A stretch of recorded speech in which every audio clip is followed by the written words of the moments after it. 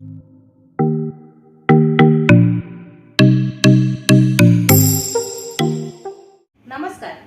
आज आपण बिना योगपट्टीचं फोर्टस ब्लाउजचं कटिंग शिकणार आहोत. म्हणजे ह्या ब्लाउजला योगपट्टी येणार नाहीये, डायरेक्ट खाली कमरेला जशी दुमडपट्टी देतो तशी दुमडपट्टी देणार आहोत. तर कशा पद्धतीने ब्लाउजचं कटिंग करायचं हे अगदी सोप्या पद्धतीने शिकवणार आहे. त्यासाठी इथे मी हा घडीचा पेपर घेतलेला आहे. यात आपल्याला मागचा भाग पुढचा भाग दोन्ही भाग सोबत काढायचे आहे. आता पॅटर्न बनवताना सुरुवातीला आपण इकडे घेणार आहोत ब्लाउजची उंची अधिक 1 इंच शिलाई मार्जिन. ब्लाउजची उंची 13 इंच आहे, 1 इंच शिलाई मार्जिन ऍड केलं 14 इंच. आता आज आपण हे 34 छातीच्या मापाचं पॅटर्न शिकतोय, त्यामुळे शोल्डरचं माप घेतलं 5.25 इंच. हे अंतर पट्टीने जोडून घेतलं. पॅटर्न बनवण्याची पद्धत अगदी सोपी आहे. अगदी शाळा न शिकलेल्या ताई सुद्धा अगदी परफेक्ट कटिंग करू शकता. कुठेही कॅल्क्युलेशन नाहीये हे लक्षात घ्या. मुंडा घेतला 5.5 इंच. फक्त तुम्हाला माप सांगितली आहे, ती माप टाकायची आहे. पेपर पॅटर्न कटिंग करायचं आहे. त्यानंतर इथे छातीचा चौथा भाग अधिक 2 इंच शिलाई मार्जिन. आता 34 छातीचा आहे, त्यामुळे छातीचा चौथा भागाला 8.5 इंच आणि आता आपण 2 इंच शिलाई मार्जिन ऍड केलं. हे अंतर पट्टीने जोडून घेते आणि सरळ खाली जोडून घ्यायचं. कमर घेराचं अंतर घेण्याची गरज नाहीये, पण छातीपेक्षा जर कमर घेर खूप कमी असेल तर कमर घेराचा चौथा भाग अधिक 2 इंच शिलाई मार्जिन आणि 1 इंच टक्ससाठी असे हे मार्किंग घ्यायचं आहे. मुंड्याचे आकार देण्यासाठी 1.5 इंचावर मागच्या मुंड्याचा आकार द्यायचा.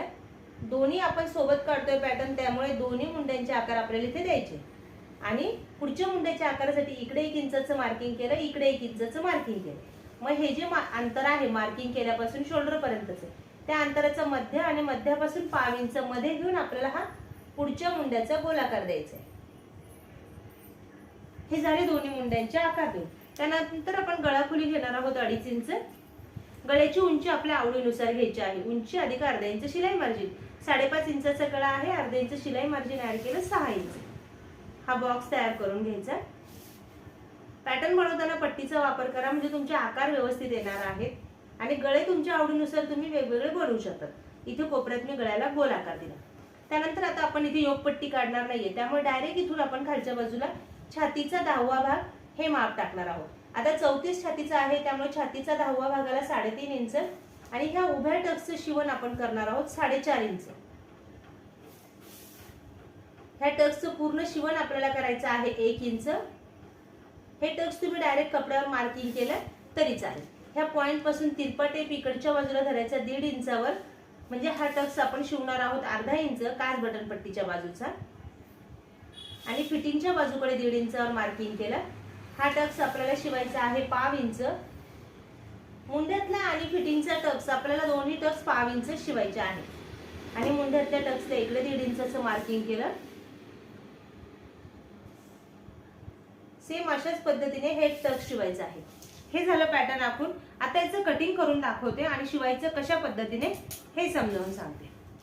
नवीन बघणाऱ्यांनी जर अजून चॅनलला सबस्क्राईब केलेलं नसेल तर चॅनलला सबस्क्राईब करून नवनवीन व्हिडिओच्या अपडेटसाठी बेल आयकॉन ऑलला क्लिक करा आणि व्हिडिओला लाईक करून जास्तीत जास्त शेअर करा.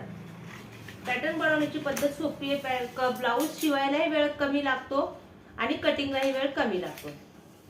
हे झालं मागचा भाग पुढचा भाग दोन्ही भाग तयार. आता आपण पहिले मागच्या भागाचं कटिंग व्यवस्थित करून घेऊया आणि मग पुढच्या भागाचं कटिंग करणार आहोत. इथे गळाखोलीचं अंतर घेतलं 2.5 इंच.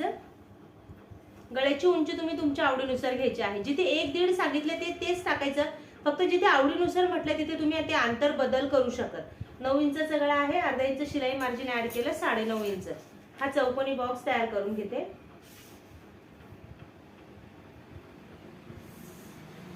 आणि इथे कोपऱ्यात गळ्याला आकार दिला. हा खालचा टक्स आपण घेणार आहोत आडवा 4 इंचावर आणि उभा टक्स आपण शिवणार आहोत 4 इंच. ह्या टक्सचं पूर्ण शिवण आपल्याला करायचं आहे 1 इंच, म्हणजे इकडची बाजू अर्धा इंच आणि इकडची बाजू अर्धा इंच. गळ्याचा आकार कट करून घेऊया. त्यानंतर आपण पुढच्या भागाचं कटिंग करूया. कॅनव्हासचे गळे बनवणार असाल तर गळा कट करू नका. कपड्यावर शिवल्यानंतर आपल्याला कटिंग करायचं आहे. हे झालं मागच्या भागाचं पॅटर्न तयार. आता आपण पुढच्या भागाचं कटिंग करून घेऊया. मुंड्याचा आकार आधी कापून घ्यायचा. दोन्ही सोबत काढतो, त्यामुळे आपला कमी वेळात पेपर पॅटर्न तयार होतं हे लक्षात घ्या. त्यानंतर गळ्याचा आकार कापून घेऊया. हे झालं आपलं पुढच्या भागाचं पॅटर्न तयार आणि हे झालं मागच्या भागाचं पॅटर्न. आता हे ब्लाऊज ज्यावेळेस तुम्ही कपड्यावर कटिंग करायचं, उभ्यात किंवा आडव्यातच कटिंग करायचं, क्रॉस मध्ये कुठलाही भाग ठेवायचा नाहीये. आणि कमरेला जशी आपण दुमडपट्टी देतो 1.5 ते 2 इंचाची, सेम तशीच 1.5 ते 2 इंचाची दुमडपट्टी द्यायची. पहिले सगळे टक्स शिवून घ्यायचे मार्किंग करून. हे सगळं मार्किंग तुम्ही कपड्यावर करायचं आहे. हे टक्सचं जे मार्किंग आहे सेम कपड्यावर करायचं. पाठीच्या भागासारखेच इकडे कमरेला दुमडपट्टी द्यायची. ह्या ब्लाऊजला तुम्ही बाही लावू शकतात किंवा स्लीवलेस मध्ये पण हे ब्लाऊज तुम्ही शिवू शकतात. सगळ्या प्रकारच्या बाह्यांचे व्हिडिओ आपल्या युट्यूबला अपलोड आहेत, त्यानुसार तुम्ही ते व्हिडिओ बघा. तुम्हाला जी आवडेल ती त्या प्रकारची बाही शिवा आणि तुमच्या मापाचं सुंदर असं ब्लाऊज शिवा. धन्यवाद.